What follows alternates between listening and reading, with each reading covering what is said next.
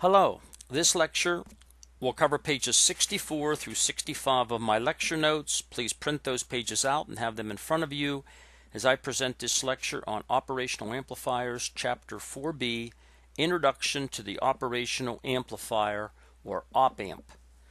We're going to start on page number 64. It's the introduction to Chapter 4. Operational amplifiers, referred to as op-amps, were originally designed to perform mathematical operations such as addition and subtraction, multiplication and division, differentiation and integration. These devices have been around for a long time, but they've expanded their uses into many different applications. But the first thing we have to do is we have to just get familiar with the operational amplifier, and to do that, I want you to look at the specifications for the LF412.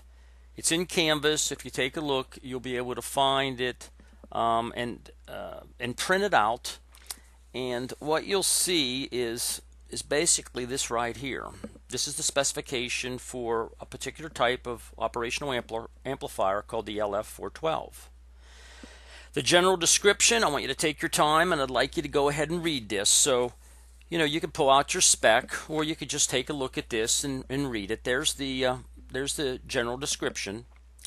And under features right here, there's a few features I want you to look at that I think are important. A low input bias current, 50 picoamps. I think you ought to take a look at that. A wide gain bandwidth, a 3 megahertz minimum.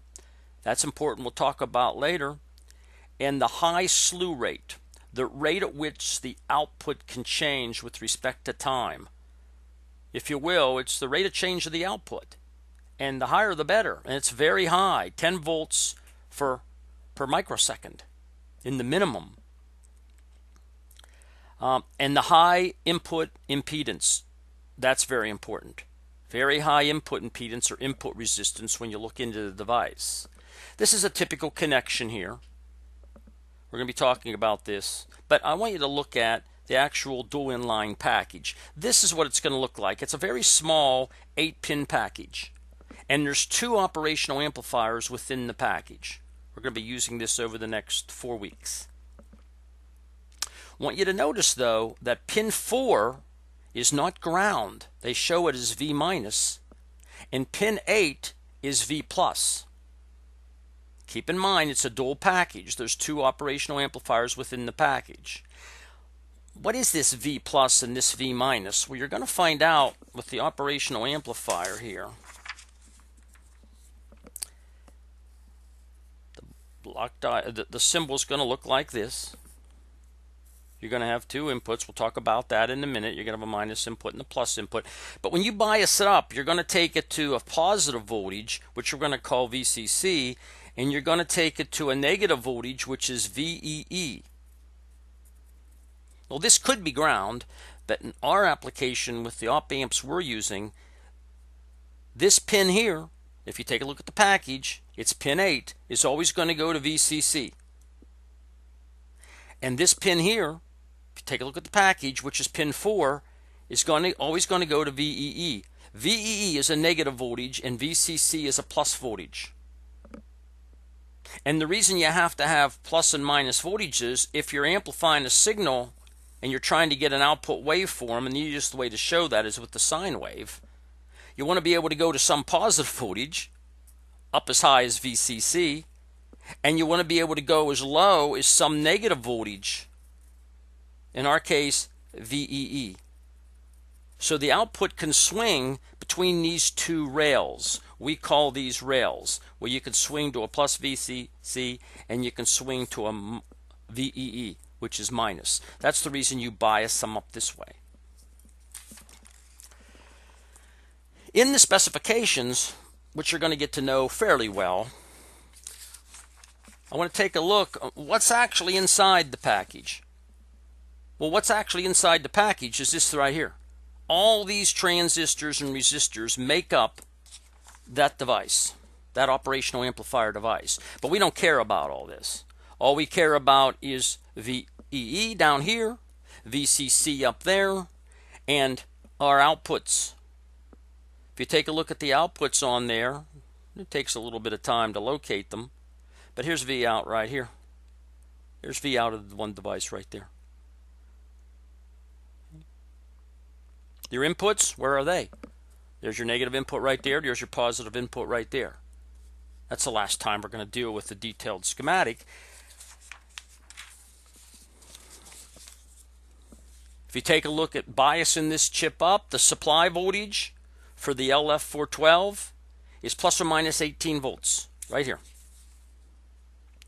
VCC can go to plus 18, VEE can go to minus 18. Maximum value for VCC and VEE. It's called the supply voltage. A little difficult to see there, but... And in our labs, if you look back on page number 5, we're going to be spending quite a bit of time getting to know this graph here, which is called the positive current limit.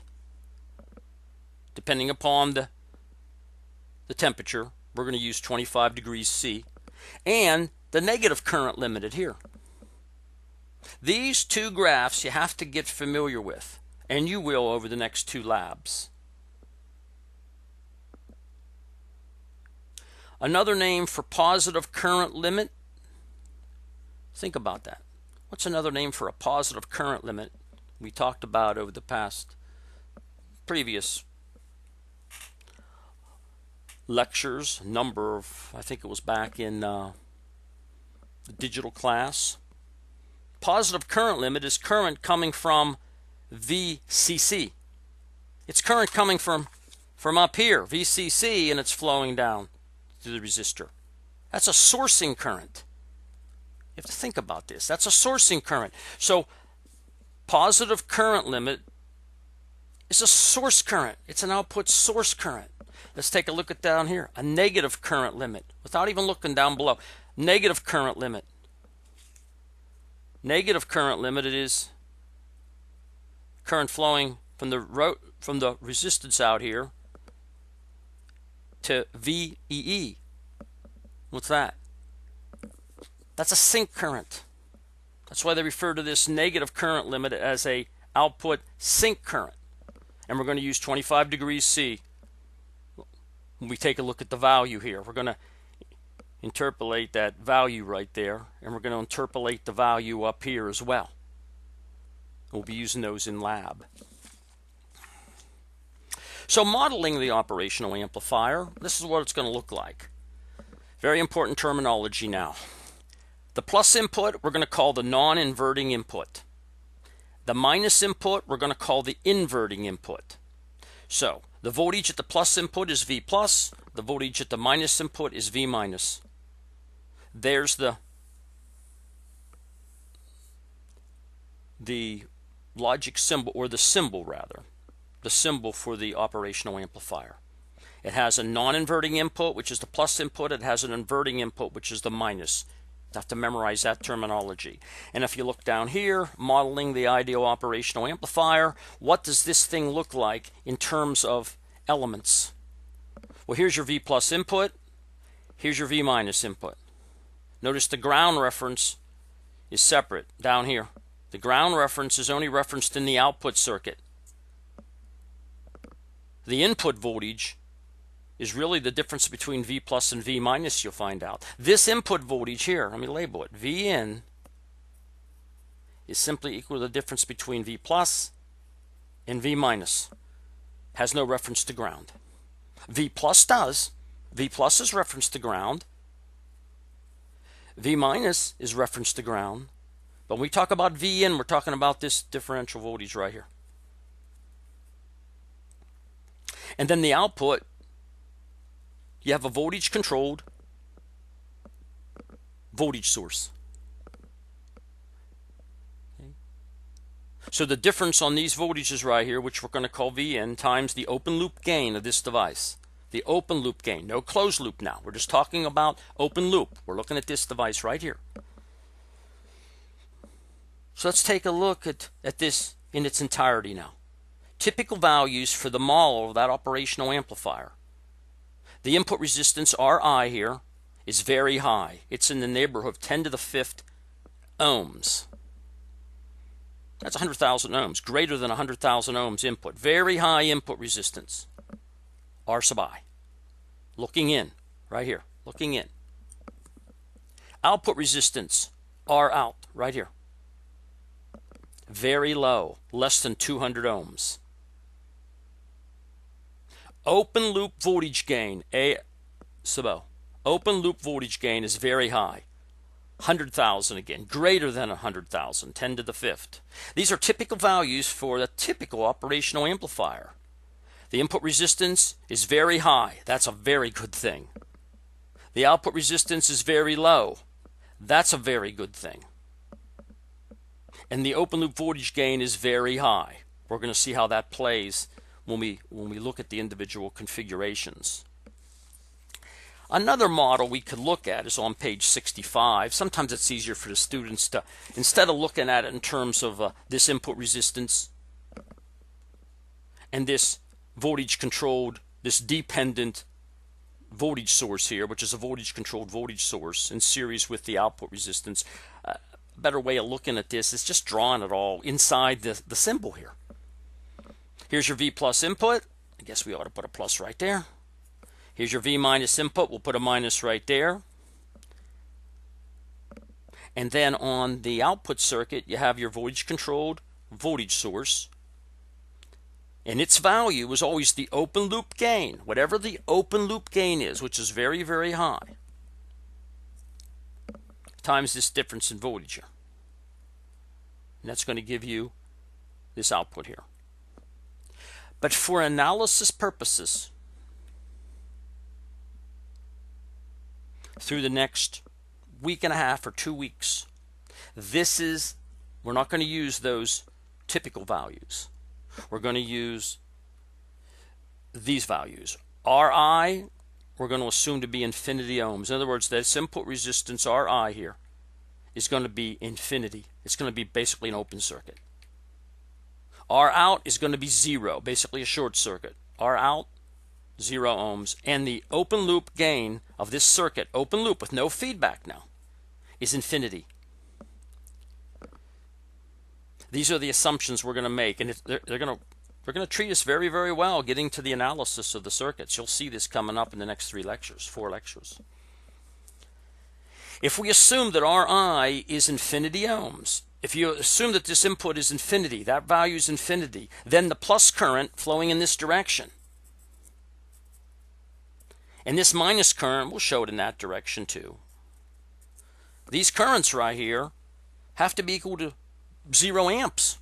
If this is infinity ohms, it's an open circuit.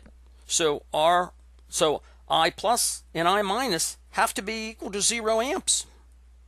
And the voltage drop here, or the voltage at this point at the V plus, essentially has to be voltage at the V minus. If there's no current flowing, there can't be any. If there's no current flowing through Ri, there's no voltage drop.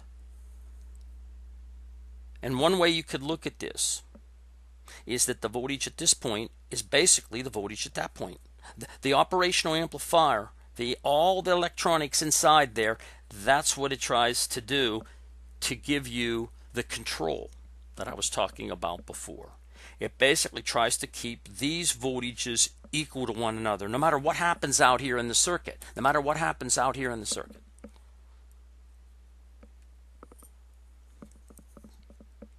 So, in summary, what I wanted to tell you is operational amplifiers, or op amps, are going to be used a lot.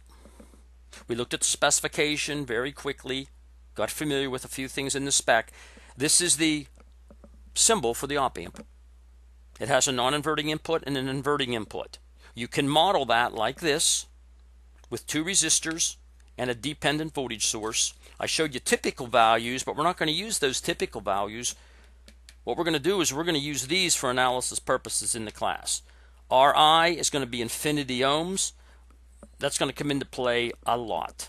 R out is 0 ohms. That's going to come into play a lot in the labs.